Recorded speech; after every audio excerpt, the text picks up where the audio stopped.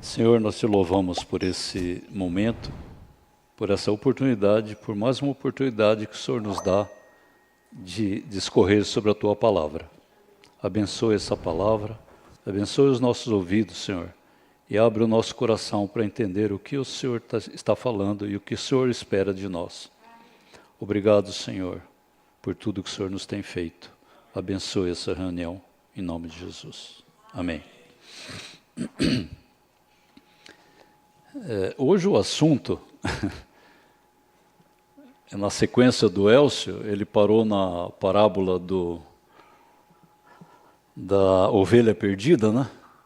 E hoje o assunto vai ser sobre a parábola da moeda perdida.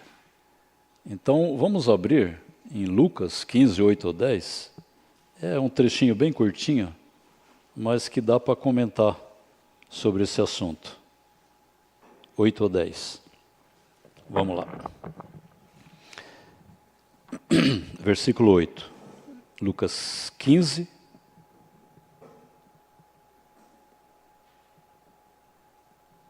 De 8. É a dracma perdida, né? Ou a moeda perdida.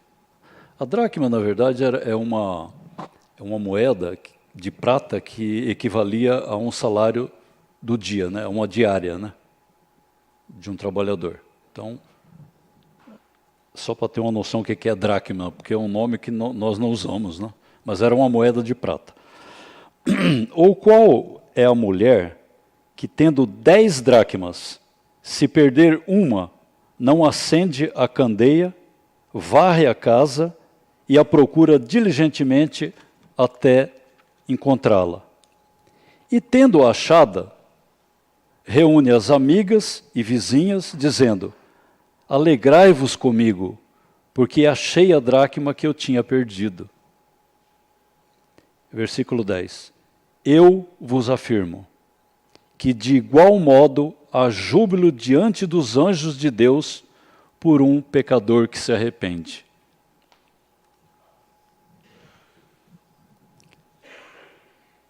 Eu vos afirmo, disse Jesus, não? Eu vos afirmo que de igual modo há júbilo diante dos anjos de Deus por um pecador que se arrepende. Que coisa interessante, né? Os anjos, Pedro fala que os anjos anelam perscrutar a salvação, o arrependimento de um pecador. Eles anelam, eles ficam olhando um por cima do outro. Puxa, eles têm. Então, há uma alegria no céu por um pecador arrependido. E nós somos pecadores. E nós precisamos de arrependimento todo dia. Amém? Não está falando de pecadores mundanos. Nós precisamos de nos arrepender todo dia. Porque nós somos pecadores. Então, nós temos que ter consciência disso, né? Amém? Mas os anjos do Senhor se alegram quando nós nos arrependemos. Só que o arrependimento, irmão, eu estava vendo sobre Pedro e sobre Judas. Estava vendo. No grego, arrependimento é a mesma palavra usada para Judas e a mesma palavra usada para Pedro. Então, que diferença teve? Os dois arrependeram. Tem muitas traduções que falam que Judas, ele teve remorso. Eu já preguei muito sobre isso. Mas se você olhar, os dois tiveram arrependimento e os dois tiveram remorso. Gravem isso. Nós vamos discorrer sobre isso. Então, Deus, Ele espera pacientemente pelos nossos arrependimentos. Se você vê Pedro, 2 Pedro 3,9, ele fala assim: o Senhor não demora em cumprir a sua promessa, como julgam alguns. Pelo contrário, ele é paciente com vocês, não querendo que ninguém pereça, mas que todos cheguem ao arrependimento. Voltando ao arrependimento de Pedro e Judas, eu não quero julgar aqui, porque a palavra também fala, o próprio João chama Judas o diabo, entende? Mas eu não quero fazer julgamento aqui, o Senhor é que vai julgar. Mas Deus, Ele espera pacientemente o nosso arrependimento. Como é importante o arrependimento, irmãos. O arrependimento, ele está muito intimamente ligado à pregação do Evangelho. Quando você prega o Evangelho, ele tem uma visão, ele tem um objetivo, a pregação do Evangelho, é levar a pessoa ao arrependimento. O Evangelho tem que ser pregado para mim também, para todos nós, o tempo todo. O Evangelho, o que é o Evangelho? É o próprio Senhor. Eu tenho que me voltar diante desse Cordeiro eterno que morreu por mim. Eu tenho que voltar todo o tempo em arrependimento. Só que o arrependimento, na origem, ele é a mudança de mente. E existe um componente do arrependimento chamado conversão. Se você analisar novamente Pedro e Judas, ele tomou posse desse elemento, porque são vários elementos que fazem parte do arrependimento, mas eu destaco aqui 6 elementos. Aguarde um pouquinho que eu vou chegar neles um por um. Bom, não só o Evangelho, falando do Evangelho do arrependimento, do Evangelho que conduz ao arrependimento, até, irmãos, os animais, a criação espera por esse momento. Se você vê Colossenses 1:23, ele fala assim: se na verdade permaneceres fundado e firmes na fé, e não moverdes da esperança do Evangelho que tendes ouvido, o qual foi pregado a toda a criação, ou a toda a criatura.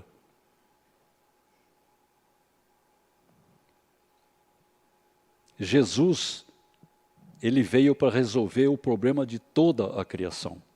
Então esse evangelho foi direcionado a toda a criação, que há debaixo do céu e da qual eu, Paulo, sou feito ministro, ele fala, né? E em Romanos, Paulo reforça isso novamente, em Romanos 8, 19 a 21, ele fala assim: porque a ardente expectação da criatura espera a manifestação dos filhos de Deus, porque a criação ficou sujeita à vaidade, não por sua vontade, mas por causa da que a sujeitou, na esperança que também a mesma criação, ou a mesma criatura, será libertada da servidão da corrupção, para a liberdade da glória dos filhos de Deus. Que coisa, né? A liberdade da glória dos filhos de Deus. Irmãos, quando nós fomos criados, quando Adão e Eva foi criado, eles tinham glória. Porque eles foram criados à imagem e semelhança de Deus. Chegou um momento que eles perderam essa glória. Aí eles precisaram se cobrir, porque eles eram cobertos pela glória do Senhor. Aí eles perderam essa cobertura. E eles viram que eles estavam nus. E precisaram se cobrir. E fizeram veste de folha e tal e tal. O Senhor não aceitou aquelas vestes de folha. Ele sacrificou um animal e cobriu o pecado com esse animal. E a palavra diz que esse cordeiro foi sacrificado antes da fundação do mundo, ou desde a fundação do mundo. Irmãos, como é importante nós estarmos conectados a esse cordeiro de Deus que foi sacrificado desde a fundação do mundo. Amém? Na sequência, eu gostaria de ler também e focalizar um pouquinho mais sobre esse júbilo celestial por causa disso. A Bíblia ela mostra vários versículos que mostram o júbilo celestial do Evangelho levando todos ao arrependimento, em toda e qualquer situação. Lucas 15, 17, o Elcio já tinha comentado, mas eu só vou ler um versículo que fala, 15, 7, ele fala assim, sobre a parábola da ovelha perdida, ele fala assim, digo-vos que assim haverá maior júbilo no céu por um pecador que se arrepende do que por 99 justos que não necessitam de arrependimento. E a dracma perdida, como nós lemos também, reforça, alegrai-vos comigo porque achei a dracma que eu tinha perdido. Eu vos afirmo que de igual modo há júbilo diante dos anjos de Deus por um pecador que se arrepende. E a parábola do filho pródigo também mostra uma situação de arrependimento aqui, não muito explícito, mas é interessante a gente ver esse versículo de Lucas 15, 18 a 20, ele fala assim, o filho que ficou arrependido por ter abandonado a casa do pai e se vê livre no mundo em pecado. Ele fala assim,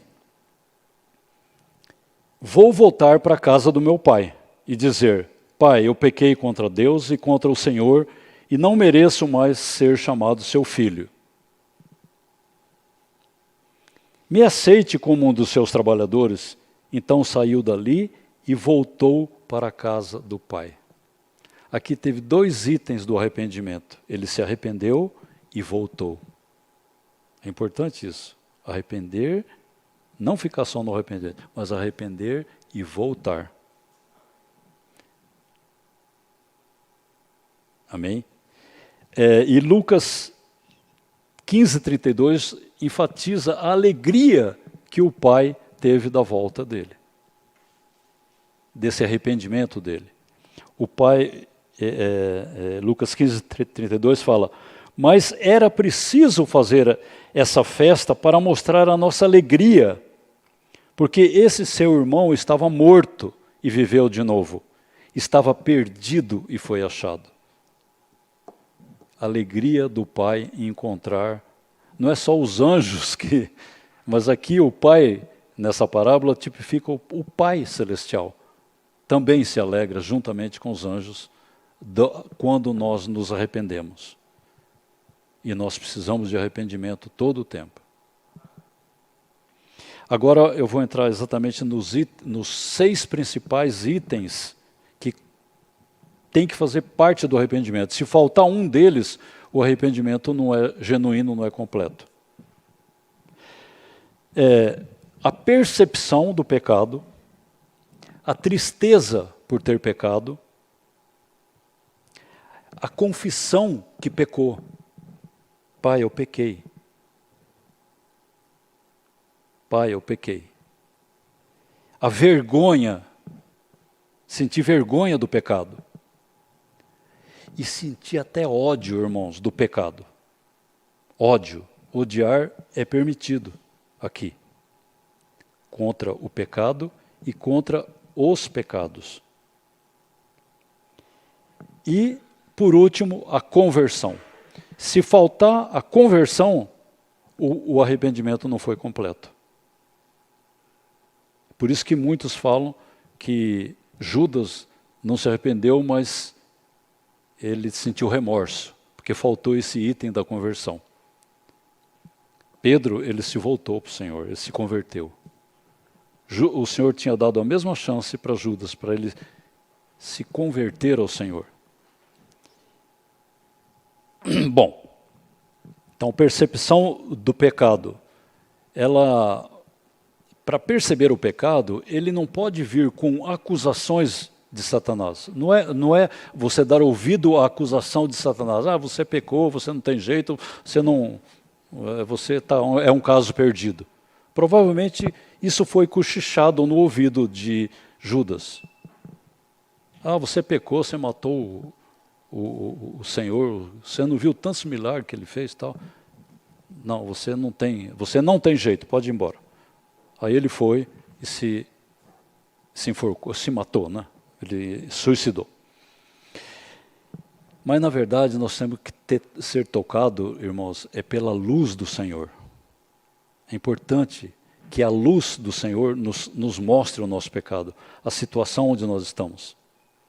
Então, saber diferenciar, não ficar preso à acusação de Satanás, mas se voltar para o Senhor, Senhor, obrigado por o Senhor ter me mostrado, obrigado por o Senhor ter feito tudo isso por mim.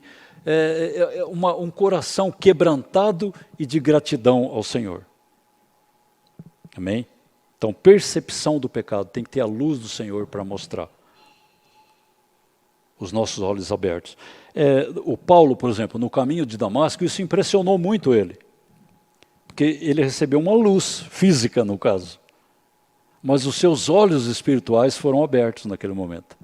Se você vê lá no caminho de Damasco, ele percebe a condição de trevas que ele estava vivendo. Então, Atos, e isso impressionou a vida dele e o ministério dele também, de Paulo. Ele fala assim, Atos 26, 18, o começo só. Fala assim, você vai abrir os olhos deles a fim de que eles saiam das trevas para a luz e do poder de Satanás para Deus. Mas quem és tu, Senhor? Ele fala, né? Aí o Senhor responde para ele, você vai abrir os olhos deles a fim de que eles saiam das trevas para a luz e do poder de Satanás para Deus. Esse é o princípio da luz do Senhor. Amém? E Paulo não parou aqui. Lá em Efésios, ele volta nesse tema novamente da luz. Ele fala assim, ele aconselha os irmãos lá da igreja em Éfeso para viverem de acordo, para viverem na luz, nessa luz que o Evangelho traz, que deve trazer. Porque o Evangelho tem esse objetivo, tirar você das trevas para colocar você na luz. Só isso, não tem muito segredo. Você vive numa situação... Paulo estava perseguindo a igreja, matando, levando à prisão as pessoas. Aí Jesus falou, Paulo, por que me persegues? Falei, mas não... Ele deve ter pensado, mas eu não estou perseguindo o Senhor, porque ele reconhece que é o Senhor. Quem és tu, Senhor? Ele fala. Não é isso? E em Efésios 5:8 ele fala, antigamente vocês mesmos viviam nas trevas, mas agora que pertencem ao Senhor, vocês estão na luz. Por isso, vivam como pessoas que pertencem à luz. Esse é o conselho que o Senhor dá. Nós caímos, muitas vezes caímos. O maldito homem confia no homem. Você não pode confiar em você mesmo, mas bendito o homem que confia no Senhor. Amém? Bendito aquele que confia no Senhor. Então, o nosso coração sempre tem que estar voltado para o Senhor. Ou mesmo que caímos, voltar para o Senhor. Volta para o Senhor. Porque Ele é fiel e justo para perdoar todos os pecados confessados.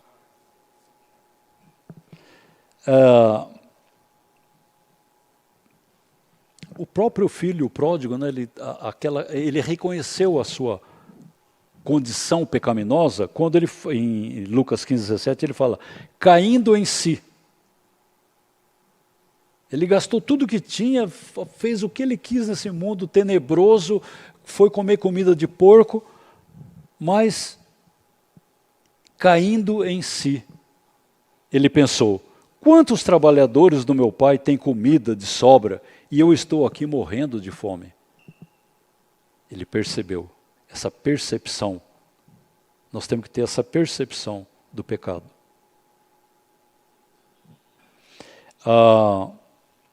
Também, o próprio Salomão, quando terminou o templo, Salomão construiu o templo, né? E Davi queria construir o templo, mas por causa do sangue que ele derramou, ele não foi permitido ele construir. Mas o filho dele, Salomão, o rei Salomão, construiu. E quando ele terminou de construir o templo, ele fez uma oração de intercessão pelo povo. Olha, ele fala assim, Fala para o Senhor. Ouve as orações do teu povo. Senhor, ouve as orações do teu povo. Ele estava falando de uma coisa que poderia acontecer, mas ele já estava intercedendo nesse momento. Ele falou, ouve as orações do teu povo. Se ali naquela terra eles se arrependerem e orarem a ti. Então tem uma condição, irmãos. Arrependimento. Se você arrepender, Senhor, ouve. Se eles se arrependerem, ouve as orações dele. E orarem a ti, confessando que foram pecadores e maus. Escuta as suas orações, ó Senhor. Então tem uma condição de arrependimento e oração. Arrependimento e oração. Até tem uma passagem, acho que, deixa eu ver se eu anotei aqui. Acho que eu devo ter anotado. É 2 Crônica 7,4, ele fala, se o meu povo que se chama pelo meu nome, se humilhar, orar e me buscar, então eu ouvirei dos céus e sararei a sua terra. Então, tem o povo que chama pelo nome, se humilhar, orar e me buscar. É interessante isso aqui. Humilhar é um ponto importante para você buscar o Senhor. Porque a nossa natureza é cheia, já nasce cheia de uma vida clandestina chamada egocentrismo, ego. Já vamos tocar logo nesse ponto aqui. Mas aqui, eu anotei essa intercessão de Salomão pelos arrependidos. Porque ele construiu o templo e sabia, e conhecia também a natureza humana, né? Sabia que ele mesmo caiu muitas vezes, o pai dele caiu várias vezes.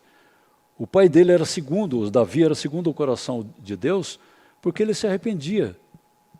Ele se arrependia verdadeiramente, se convertia dos seus maus caminhos, né?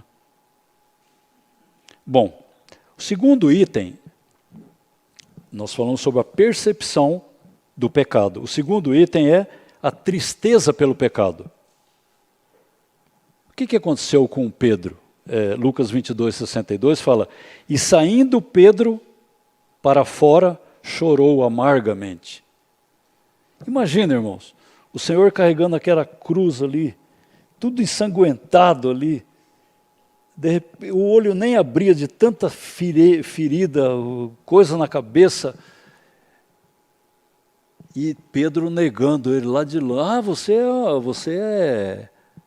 é um deles, você é um galileu, sei lá, assim, várias situações, né?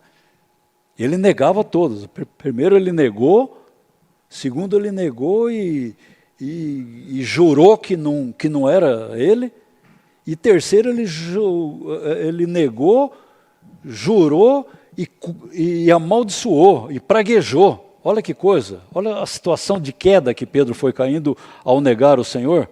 Mas naquele momento que ele negou, que ele estava no máximo do pecado dele, daquela situação de negação, ele deu uma olhada assim.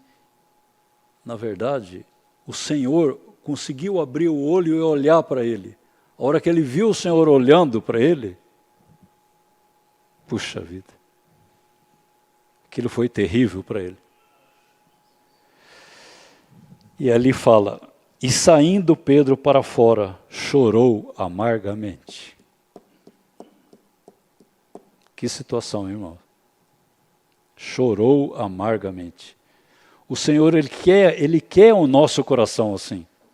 O coração quebrantado, envergonhado pelo pecado, triste pelo pecado, contrito. O Senhor, Ele ama um coração contrito. Aí Pedro chorou amargamente. E ele não ficou nesse amargor, ele se voltou para o Senhor. Tanto é que o Senhor perguntou para ele, depois da ressurreição, Pedro, você me ama? Sim, Senhor, tu sabe que eu te amo. Perguntou 3 vezes, e Pedro confessou 3 vezes As 3 vezes que ele negou, ele confessou agora o Senhor. A primeira, a segunda, a terceira, que ele amava o Senhor. Amava com amor natural ainda. Ele não tinha ainda o amor de Cristo, que é incondicional. É um amor condicional. Senhor, dentro da minha situação, eu amo o Senhor. Porque eu vi o que o Senhor fez por mim. Aquele momento que o Senhor olhou para mim, correndo sangue, aquilo me tomou conta do meu coração. Eu passei a te amar dentro das minhas limitações. Futuramente, quando ele escreve o Evangelho, a vida dele foi transformando até que, no fim, ele amou o Senhor incondicionalmente. Tanto é que a história diz que ele foi crucificado e ele não quis ser crucificado como o Senhor, né? Parece que ele falou, eu quero ser crucificado, mas de cabeça para baixo, porque o Senhor, a história diz assim, não está escrito na Bíblia. Bom, tristeza pelo pecado. Davi também tinha um coração de arrependimento e tristeza. Em Salmos 38:18 ele fala, eu confesso as minhas maldades e os meus pecados, pois me deixam muito aflito, muito triste. Fico triste com o que eu faço. E Davi fazia barbaridade que ofendia o Senhor, mas ele se arrependia e ficava triste. Ele tinha tristeza pelo pecado. Salmo 51:17 fala, Davi falando, ó Deus, o meu sacrifício é um espírito humilde. Tu não rejeitarás um coração humilde e arrependido. Ele sabia que o Senhor não rejeitava. E a própria palavra diz que Davi era segundo o coração de Deus, porque ele tinha um coração de arrependimento. Joel também, ele profetiza, em Joel 2:13, ele profetiza sobre o arrependimento. Ele fala assim, em sinal de arrependimento, olha como é que é importante essa palavra, em sinal de arrependimento, não rasguem as roupas, mas sim o coração.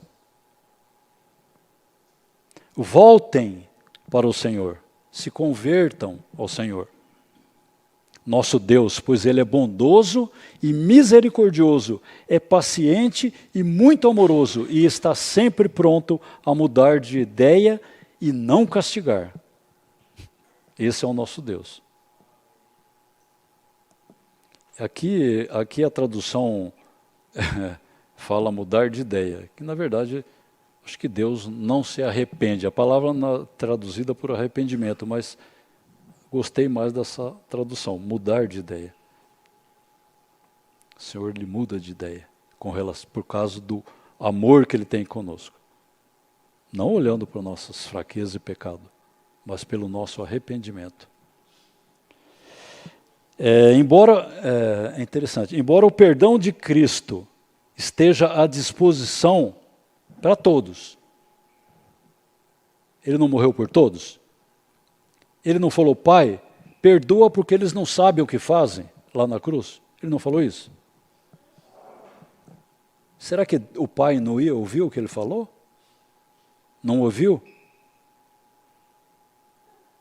Gozado, perdoa porque eles não sabem o que fazem. Eu acho que ele estava intercedendo ali por todos, irmãos, aqueles que fizeram mal para ele, todos. Pai, perdoa porque eles não sabem o que fazem. Senhor que julgue essa situação, eu não quero julgar. Embora o perdão esteja à disposição, somente o coração quebrantado, contrito e sem orgulho é capaz de aceitar esse pleno perdão. Então, irmãos, o perdão, a aceitação do perdão tem que ser nossa.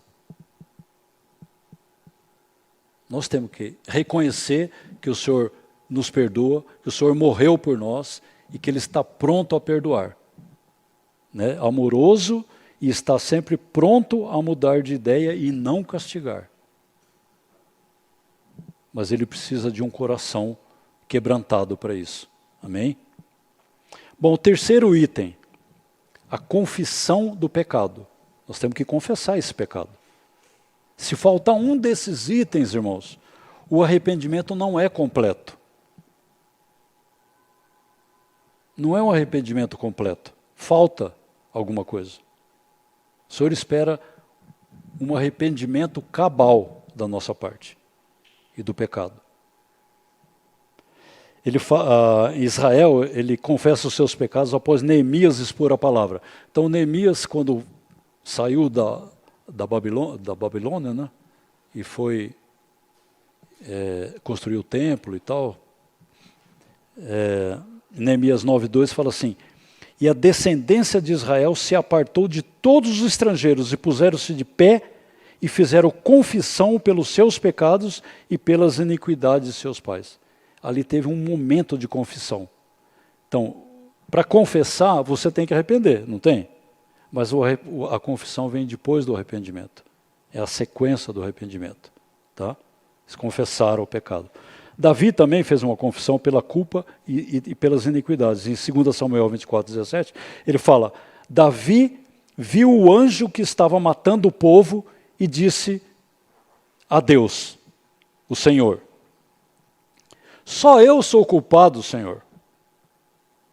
Fui eu que errei. O que foi que essa pobre gente fez?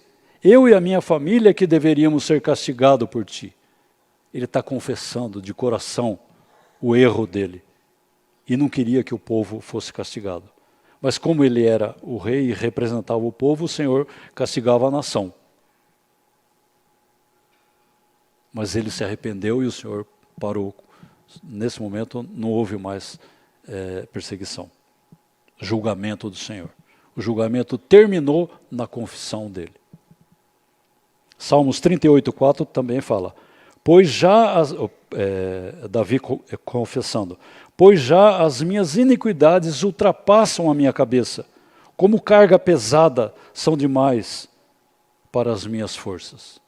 Ele reconheceu a sua fraqueza. Ele reconheceu e confessou para o Senhor. Quarto item, vergonha do pecado, irmãos. Vergonha do pecado. Sentir vergonha do pecado diante da glória do Senhor. Ver a nossa situação de treva, a nossa situação caída, com uma herança que nós tivemos do pecado, e a glória do Senhor parece que não bate aqui. Então, em Ezequiel 43:10 fala: e o Senhor continuou: homem mortal, fale com o povo de Israel a respeito do templo, para que eles estudem a sua planta e faça com que fiquem envergonhados por causa dos seus pecados.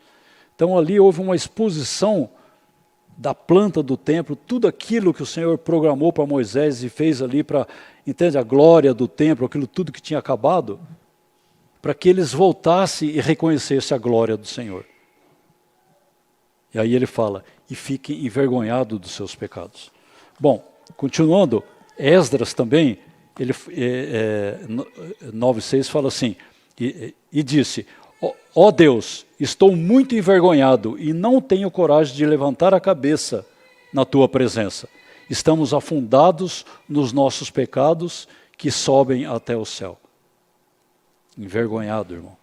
O pecado, ele tem que mostrar, ele tem que nos provocar essa vergonha, envergonhado diante do Senhor, porque a glória do Senhor é muito grande diante de um pecado, de uma treva de pecado. Nós temos que estar sempre conscientes disso. E Lucas 15:21 fala: e o filho lhe disse, o filho pródigo, né, o filho da parábola do filho pródigo: Pai, pequei contra o céu e perante ti já não sou digno de ser chamado seu filho. Esse é o coração. Da vergonha, eu pequei contra ti.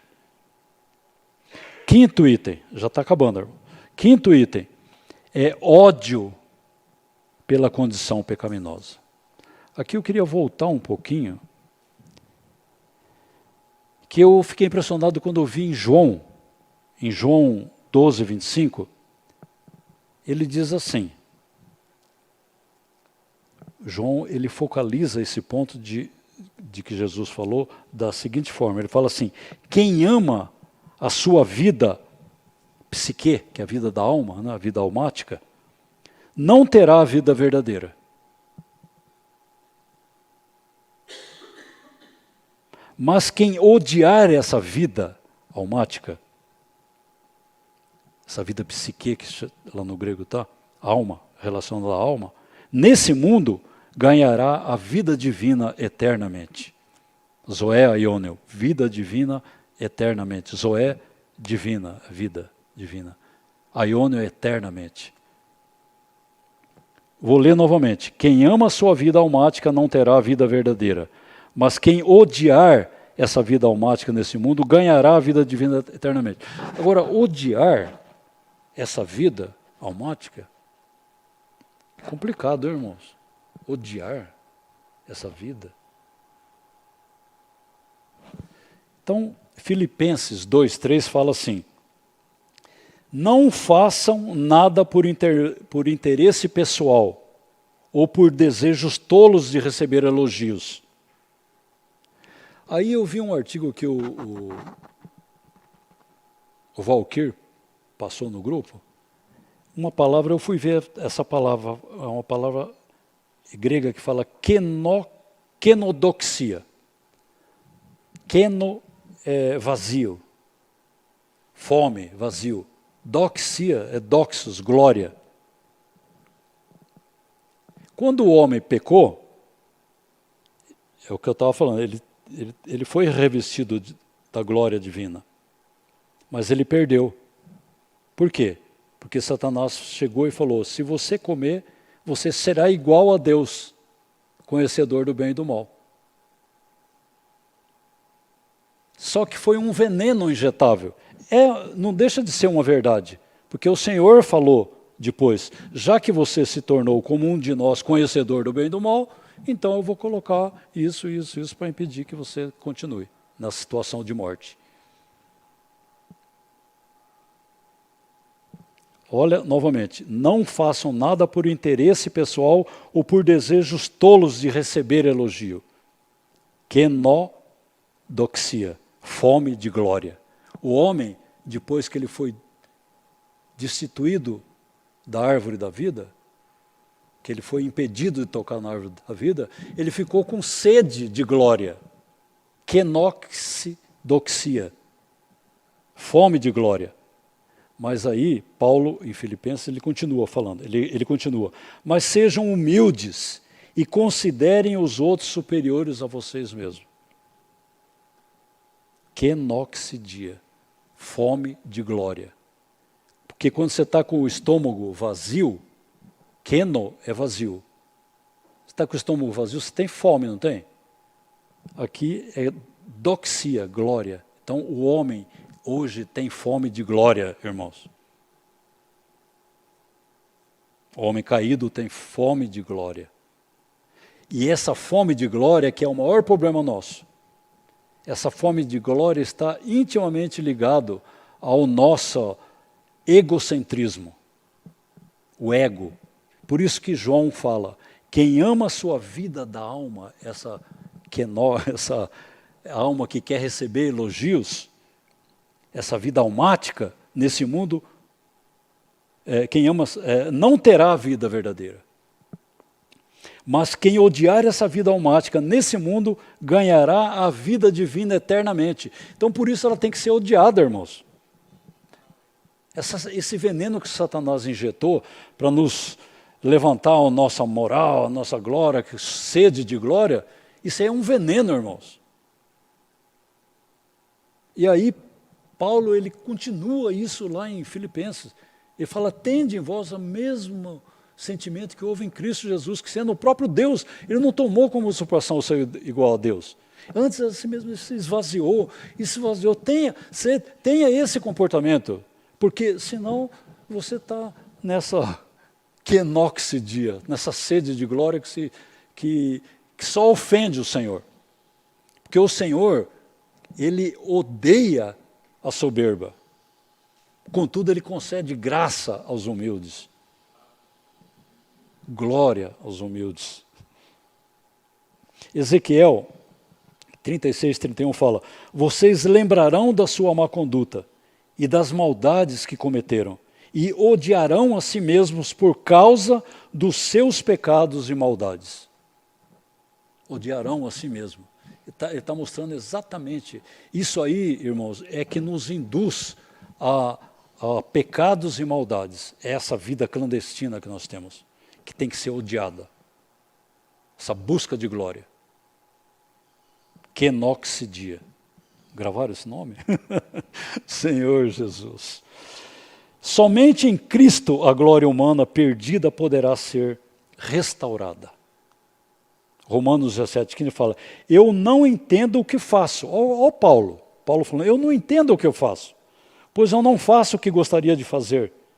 Pelo contrário, eu faço justamente aquilo que eu odeio. Que coisa, irmãos. Romanos 8, 1, 2. Aí fala o seguinte: agora já não existe nenhuma condenação para as pessoas que estão unidas com Cristo Jesus. Pois a lei do Espírito de Deus que nos trouxe vida por estarmos unidos a Cristo Jesus, livrou você da lei do pecado da morte. Então, irmãos, tem um segredo. Voltar para o Cordeiro. Cordeiro eterno, estou aqui. Senhor Jesus. Bom, terminando, o último item,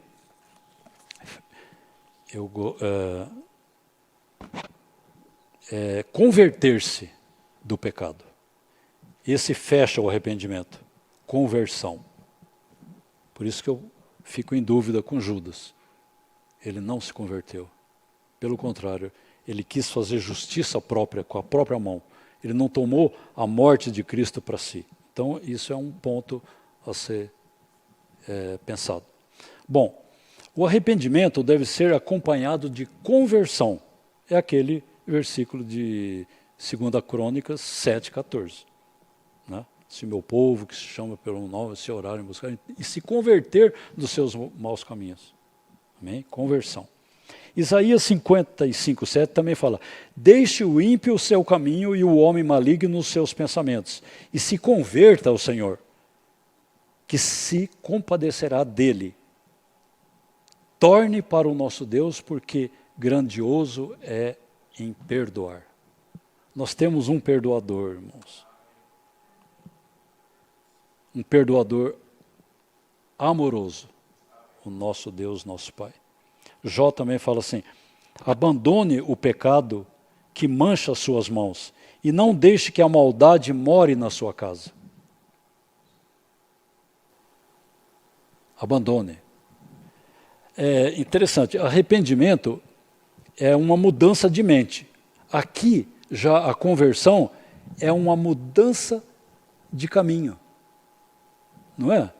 Esse 2 Crônica mostra. E se converter dos seus maus caminhos. Então, é você como se você estivesse andando aqui e você volta. Opa, esse caminho aqui está errado, eu vou voltar. Não é esse o caminho que o Senhor está propondo. Então, essa é uma conversão. Você está vivendo nas trevas e no pecado. E se converte a Deus. Então, o seu comportamento tem que mudar, irmãos. Você está numa situação negativa, converte-se ao Senhor, volta para o Cordeiro Eterno.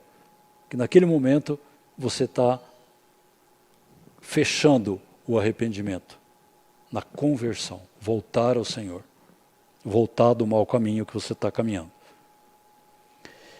Interessante, se você olhar em Atos 16, 33, mostra que houve uma conversão com o carcereiro que deu surrou Paulo e Silas, estava lá sendo na cadeia, lá estava sendo surrado, de repente deu um terremoto, soltou todo mundo e ficou tudo escuro. O carcereiro falou: nossa, agora eu vou me matar. Aí Paulo falou: opa, pera lá, todo mundo está aqui, ó, fica tranquilo. Ele se converteu nesse momento, irmãos. Porque Paulo estava louvando o Senhor, estava cantando lá na cadeia, preso, em correntes e tudo mais, os terremotos soltou ele e todo mundo que estava preso, mas eles ficaram lá. E isso tocou o coração do carcereiro. Interessante que ele se converteu de carcereiro em enfermeiro. Não foi? Ele começou a curar a ferida deles, os ferimentos que ele tinha surrado Paulo e Silas, ele chegou, curou as feridas. Interessante que ele fala assim, naquela mesma hora da noite, o carcereiro começou a cuidar deles, lavando os ferimentos da surra que haviam levado. Logo depois, ele e todas as pessoas da sua casa foram batizados. Que coisa maravilhosa, né, irmão? Coisa maravilhosa. Conversão. Conversão. Bom, terminando, eu vejo o seguinte, o arrependimento deve ser motivado por causa do quê, irmãos? O que deve motivar o nosso arrependimento? Por exemplo, João 3,16 fala, porque Deus amou o mundo de tal maneira que deu seu Filho unigênito para que todo aquele que nele crê não pereça, mas tenha a vida eterna, a vida divina eternamente. Mas, eu queria ler um trechinho de uma coisa que eu achei interessante. O que deve motivar o arrependimento para o abandono do pecado? O que deve motivar?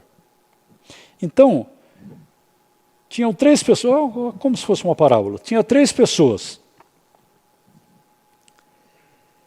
E perguntaram, 3 homens perguntaram um ao outro, o que te fez abandonar o pecado?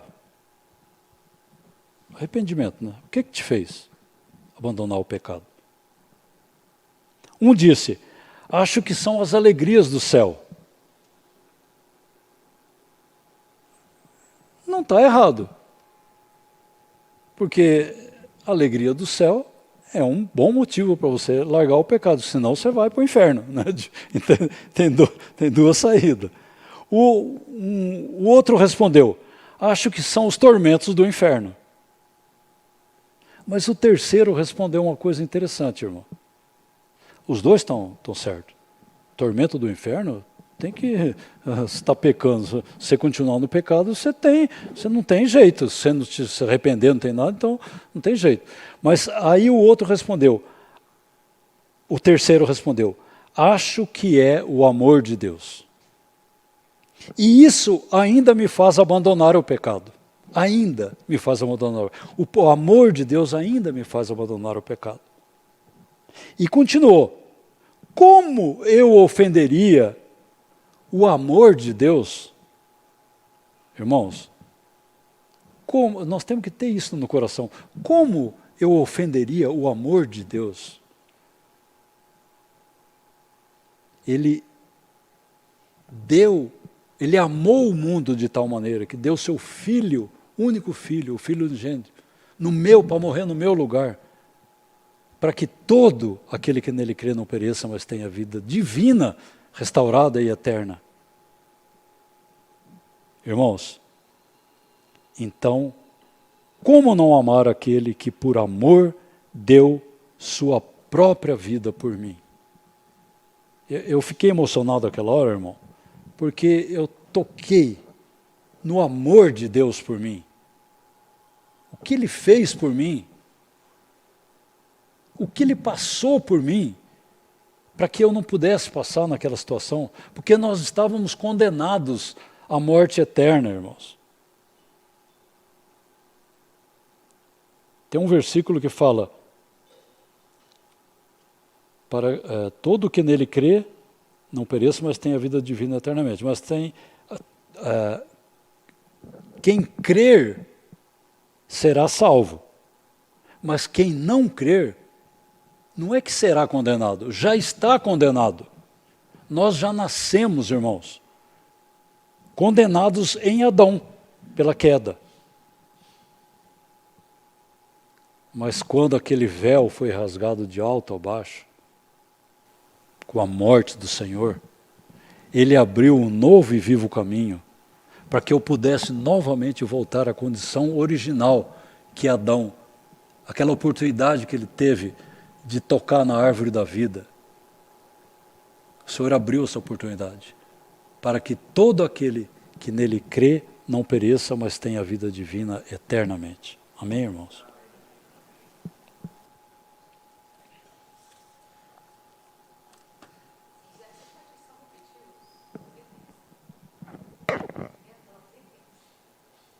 6 itens. 6 itens. Bom, vamos voltar aqui.